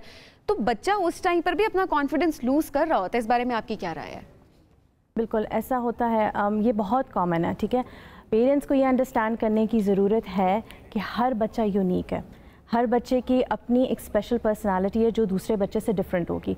बाहर के जो बच्चे हैं, कज़न्स हैं, फ्रेंड्स हैं, उनसे भी डिफरेंट होगी, अपनी एज के बाकी बच्चों से भी डिफरेंट होगी और बहन भाइयों से भी डिफरेंट होगी। इवन यहाँ तक कि जो ट्विन्स हैं उनकी भी पर्सनालिटीज़ में डिफरेंस होगा। एज अ पेरेंट आपने अपने हर बच्चे को उसके मुताबिक रिस्पेक्ट और इज़्ज़त देनी है according to their personality traits. ऐसा नहीं कि आप ये नहीं एक्सपेक्ट कर सकते कि मेरा अगर बड़ा बेटा या बेटी बहुत कामयाब है लाइक है तो तुम्हें भी ऐसा होना चाहिए। नहीं, आपके हर बच्चे के कोई ना कोई पॉजिटिव स्ट्रेंथ्स होंगे और आपको चाहिए कि आप उन पर फोकस करें, उनको और इन्हांस करें। ज़रूरी नहीं कि हर बच्चे में नेगेटिव ही चीज़ हो, आप उसी पर फोकस करें, उससे करेक्ट करने की कोशिश करें। नहीं, डोंट्स के बजाय आप डूज़ करें। डूज़ का मतलब ये है कि आप अपने बच्चों की पॉजिटिव चीज़ों को इन्हांस करके उनको नुमाया करके और उसी पे फोकस करें, बजाय इसके कि उनको डिग्रेड करते रहें, उनकी पर्सनालिटी पर। ये बहुत अहम पॉइंट है कि डिग्रेड ना किया जाए। अच्छा, हमारा एक चीज़ और भी हम देखते हैं कि बच्चे वक्त से पहले बड़े हो जाते हैं, यानी वो समझते हैं कि हम ये फैसला कर सकते हैं, अच्छा बुरा हम जानते हैं, और वो कुछ ऐसे फैसले करते हैं जिसका उनकी पर्सनैलिटी को भी नुकसान होता है और मुस्तकबिल भी उनका दाव पर लग जाता है। ऐसे मामले में वालिदैन को कैसे पता चलता है कि कुछ गड़बड़ है बच्चों की सोच में? तो सबसे पहले जो चीज़ इम्पॉर्टेंट है कि आप फोकस करें आपका कनेक्शन अपने आपके बच्चे के साथ कैसा है, ठीक है। एक कॉन्सेप्ट हमारी साइकोलॉजी में कनेक्शन बिफोर करेक्शन, राइट। आपने अपने बच्चे के साथ बॉन्ड स्ट्रॉन्ग रखना है, ठीक है। और आजकल के ज़माने में ये तो बहुत ही ज़्यादा ज़रूरी है। You should be a safe space for your child, ठीक है। बच्चा अगर किसी गलत काम में पड़ गया या किसी गलत डिसीजन में चला गया या कुछ ऐसा काम कर लिया जो कि उसको नुकसान दे सकता है, ही और शी शुड नो कि मेरा जो पेरेंट है या पेरेंट्स हैं वो मेरी सेफ स्पेस है, मैं उनके पास जा सकता हूँ और मैं हर बात उनसे डिस्कस कर सकता हूँ and they will be there for me without judging me. लेकिन अगर आपके बच्चे को ये पता चलेगा कि जी मुझे पेरेंट्स से सेंस ऑफ सेफ्टी नहीं मिल रही है, मुझे क्रिटिसाइज़ किया जाएगा या मुझे डांटा जाएगा या मेरी बेइज्जती हो जाएगी, तो वो कभी भी आपके पास नहीं आएगा। और ये जो नीड है बिलोंगिंगनेस की, ये हर बच्चे में फितरत है, ठीक है। बच्चे की फितरत है जो हर बच्चा मांगता है दूसरे से, और अगर उसकी घर में फुलफिल नहीं होगी वो बाहर जाके इसको फुलफिल करेगा। और जब बाहर गलत अगर खुदा न खास्ता कंपनी में पड़ गया तो फिर ऑब्वियसली गलत डिसीजंस भी आएंगे साथ साथ। So as parents you just need to be there for them and be connected so that they come to you जब कोई भी प्रॉब्लम हो इस किस्म का, जैसे आप कह रहे हैं कि गलत डिसीजंस ले रही हैं या कोई रिस्की हरकत कर ली, जो कि टीनेज में इट्स वेरी नॉर्मल। या आप मेंटली प्रिपेयर रहें, टीनेज में जब बच्चा एंटर करेगा वो क्यूरियोसिटी से भरा हुआ है, ठीक है। He wants to explore the world, उसकी एक अपनी आइडेंटिटी बनानी है। वो गलत कामों की तरफ ज़रूर अट्रैक्ट होंगे, there is nothing you can do, you can just be there for them. लेकिन इफ़ आपका कनेक्शन स्ट्रॉन्ग है वो बच्चा ज़रूर आपके पास आएगा वो प्रॉब्लम्स लेके, एंड आप उनको बिल्कुल। हमारा कनेक्ट करना बहुत ज़रूरी है कि आप कनेक्ट करेंगे बच्चे के साथ तो कंफर्टेबल होकर आपके पास आके हर चीज़ आपसे शेयर कर सकता होगा। ऐसे तो हमारा बहुत सारी चीज़ें जो कि आप पॉइंट आउट कर भी रही हैं, लेकिन मैं चाहूँगी कि 3 बड़ी गलतियां अगर मैं आपसे कहूं कि आप पॉइंट आउट करें कि जब बच्चा टीनेज में है तो पेरेंट्स की तरफ से परवरिश के दौरान 3 बड़ी गलतियां कौन सी होती हैं? टीनेज में यूजुअली जब बच्चे एंटर होता है तो हमारा जो पेरेंट होता है वो एक बबल में रह रहा होता है, ठीक है। उसको लगता है कि जी हमने तो बहुत अच्छा उनको ख्याल रखा है और जिस तरह का कंट्रोल सिस्टम एक इन्फोर्स किया होता है पहले से वही कैरी ऑन करते हैं। आपको यहाँ अंडरस्टैंड करने की ज़रूरत है कि जब आपका बच्चा बलूगत में एंटर हो रहा है तो वहाँ पे टेम्पटेशंस भी हैं, ठीक है। एक्सपोजर भी बहुत ज़्यादा है जो आजकल सोशल मीडिया के थ्रू हो रहा है, उनके हाथों में सब कुछ आ रहा है। So you need to be open to receive whatever your child is going to come and ask you, ठीक है। आपने एजुकेट करना है अपने बच्चों को ताकि वो बाहर से जाके ये इन्फॉर्मेशन ना लें, ठीक है। नंबर 1 ये बहुत कम है। नंबर 2 अपने बच्चों की सेल्फ वर्थ उनके ग्रेड्स के साथ बिल्कुल अटैच ना करें। This is a huge problem right now. हर दूसरा तीसरा बच्चा हमारे पास आता है वो यही कहता है कि मेरी एक्सेप्टेंस घर में नहीं हो रही क्योंकि मैं लाइक नहीं हूँ या मैं ग्रेड्स नहीं ले पा रही हूँ।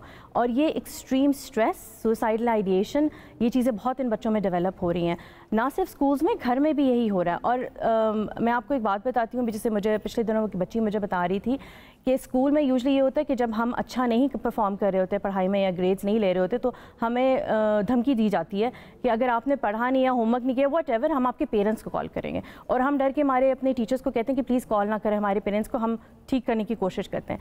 एंड शी सेड कि ऐसा नहीं होना चाहिए, हमें वो एक सेंस ऑफ सेफ्टी अपने पेरेंट्स से मिलनी चाहिए कि अगर स्कूल वाले कॉल भी करें तो हम कहें हाँ जी बिल्कुल गो अहेड आप कॉल करें, हम मिल के बैठ के इस प्रॉब्लम को सॉल्व करते हैं, ठीक है।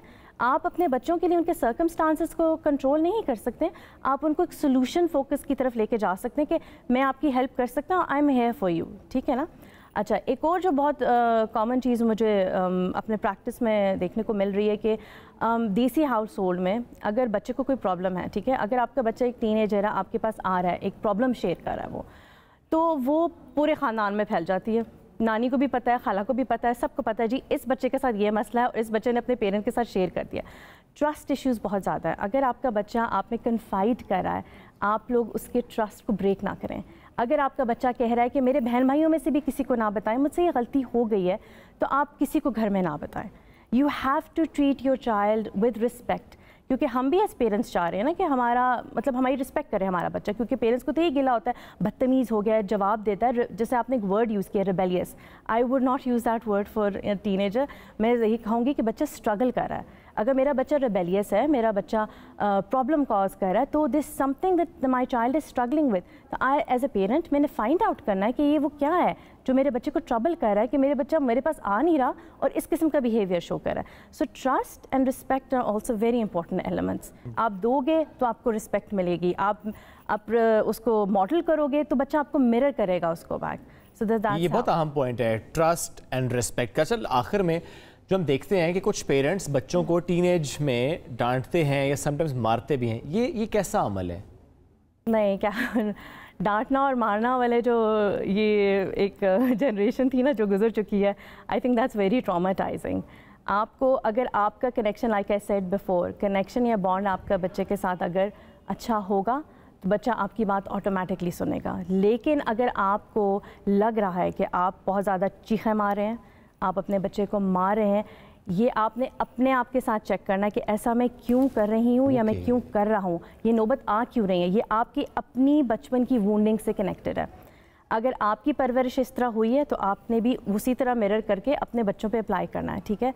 या ये हो सकता है कि आपको लग रहा है कि आपका बच्चा बात नहीं मान रहा और अब मैं इसको एक थप्पड़ लगा दूँगा, ठीक है, तो वो फ़ौरन आ जाएगा रास्ते पे, that's a easy solution, right. लेकिन ये लॉन्ग टर्म सोल्यूशन नहीं है। बच्चा उसके कुछ देर बाद फिर वही हरकत करेगा और वो जैसे कहते हैं ना ढीठ होना स्टार्ट हो जाएगा। तो एज अ पेरेंट आप ख़ुद से चेक करें, आप ख़ुद से क्वेश्चन करें कि क्या ऐसा मैं फ़ील कर रहा हूँ, या मैं फ़ील कर रहा हूँ कि मैं शायद कंट्रोल लूज़ कर रहा हूँ, इसलिए क्योंकि जब मुझे बचपन में कुछ कहा गया था तो मैं कंप्लायंट हुआ था और मुझे गुंजाइश मेरे पास नहीं थी कि मैं पेरेंट्स के आगे बोल सकता, या मुझे ऐसा लगा कि मेरी उस वक्त सुनी नहीं गई थी, ठीक है। तो अब मेरा बच्चा भी वही कर रहा है, मेरे लिए वो क्रिटिकल पेरेंट बन रहा है, वो मेरी सुन नहीं रहा, तो मैं शॉर्टकट यूज़ करता हूँ मार के, ठीक है। तो that is very dangerous, that's traumatising your child again. बहुत शुक्रिया हमारा जी, साथ मौजूद थी और पेरेंटिंग पर हम बात करते हैं। एक बहुत अहम मौजू है टीनेज में कैसे पेरेंटिंग करनी चाहिए, तो इस सेगमेंट बड़ा अहम रहा। ब्रेक लेंगे, जब ब्रेक से वापस आएंगे तो फिर हम बात करेंगे काली बिल्ली बदनाम क्यों हुई।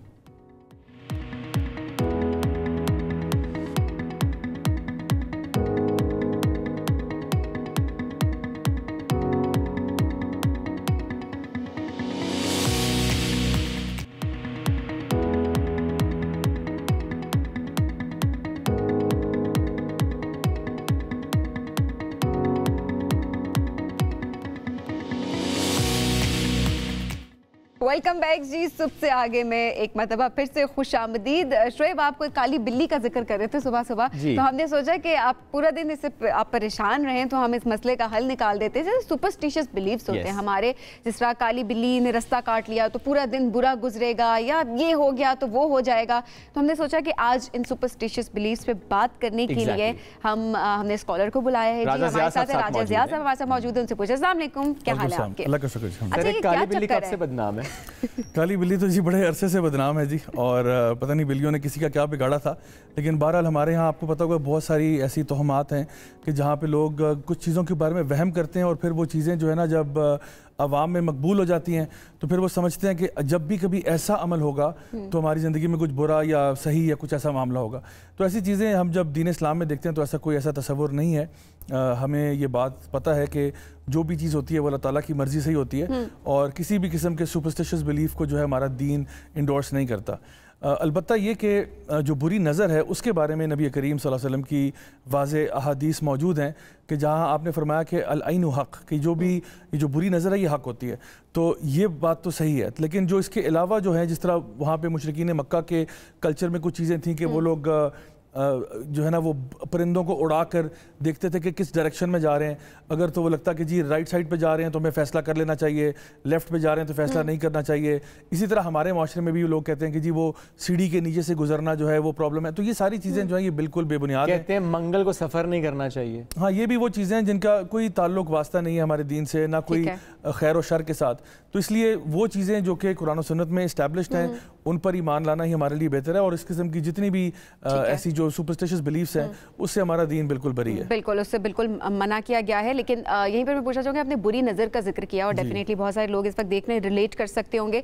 बुरी नज़र का कैसे पता चलता है कि ये मुझे बुरी नज़र ही लगी है और फिर इसका क्या इलाज है? सही, देखिए एक हदीस आपको सुनाता हूँ कि जहाँ पे एक सहाबी रसूल थे और वो एक दफ़ा पानी में ना नहा रहे थे और यानी दरिया के किनारे हैं, बाकी सहाबा कुछ अपने कपड़े वॉश कर रहे हैं, कुछ ऐसे वहाँ पे मौजूद हैं।